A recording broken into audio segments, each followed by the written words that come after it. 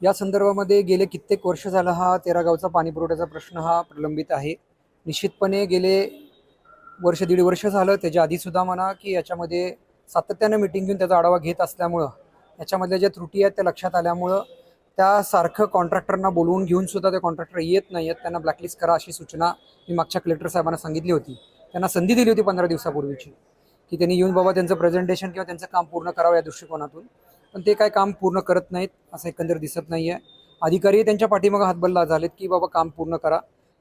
महानगरपालिका हद्दीतलेले असतील रस्ते असतील किंवा ग्रामीणचे हायवे जे असतील किंवा जिल्हा मार्ग असतील, ह्या सगळ्या रस्त्यांची परमिशन आपण त्यांना खोदायची ऑलरेडी घेऊन दिलेली आहे.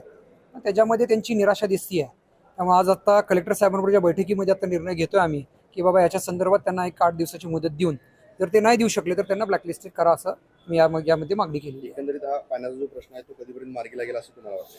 माझ्या माहितीनुसार जर कॉन्ट्रॅक्टरनी स्वतः ठरवलं आणि अधिकाऱ्यांनी जर ठरवलं दोघांनी मिळून, कारण माझ्या 7 मीटिंग झाल्या या विषयासंदर्भामध्ये, पण याच्यामध्ये रिस्पॉन्स हा कॉन्ट्रॅक्टर देत नसल्यामुळं थोडंसं आम्हीच कारवाई करावं त्या पाठीमागे लागलेलो आहे.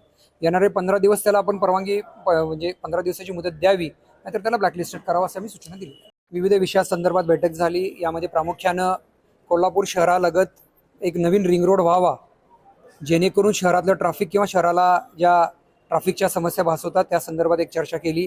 त्याचबरोबर कचरा व्यवस्थापन, की जेणेकरून हा डम्पिंग यार्ड न होता प्रोसेस प्लांट करण्यासाठी एक जागा 50 एकर आरक्षित मागावी सरकारकडं, आणि त्या दृष्टिकोनातून शहरातला कचरा, शहरालगतचा मोठ्या गावांचा कचरा याची विल्हेवाट लावण्यासंदर्भात किंवा नवीन प्रोजेक्ट काय आणण्यासंदर्भात चर्चा झालेली आहे. त्या संदर्भात आज बैठक झाली. त्याचबरोबर आंतरराष्ट्रीय जे क्रीडांगण आपण करतोय त्या संदर्भातली सुद्धा आज बैठक या विषयामध्ये आहे. मनेरमाळाचा एअरपोर्टला जाणारा रस्ता आहे त्या संदर्भात चर्चा झालेली आहे. असे खूप विषय 5-7 विषय प्रामुख्याने होते. आणि शहरालगतची जी गावं आहेत त्यांना प्रॉपर्टी कार्ड देण्यासंदर्भातला एक विषय की जेणेकरून लोकांची गैरसोय होऊ नये, लोकांचे ओपन स्पेस आहेत ते परस्पर विकले जातात, त्याच्यावर कारवाई व्हावी, लोकांची फसवणूक होऊ नये या भावनेतून आज एक 5-7 विषय घेऊन आज कलेक्टर ऑफिसमध्ये बैठक झाली.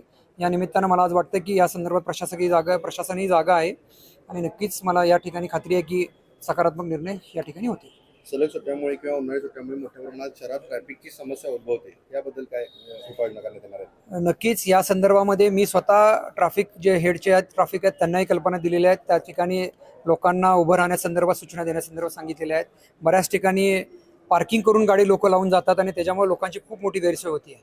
त्यामुळे ही गैरसोय होऊ नये यासाठी कडक कारवाई करण्याची आदेश सुद्धा तशी दिलेले आहेत. नवीन Suzuki e access electric scooter silent, smooth आणि स्टायलिश, आरामदायक सीट, डिजिटल फीचर्स आणि रोजच्या वापरासाठी परफेक्ट कम्फर्ट, एक चार्ज आणि शहरभर निश्चिंत राईड, कमी खर्च, शून्य प्रदूषण. आजच मोहिते सुझुकी कावळा नाका, मोहिते सुझुकी उद्यमनगर आणि मोहिते सुझुकी साने गुरुजी शोरूमला भेट द्या.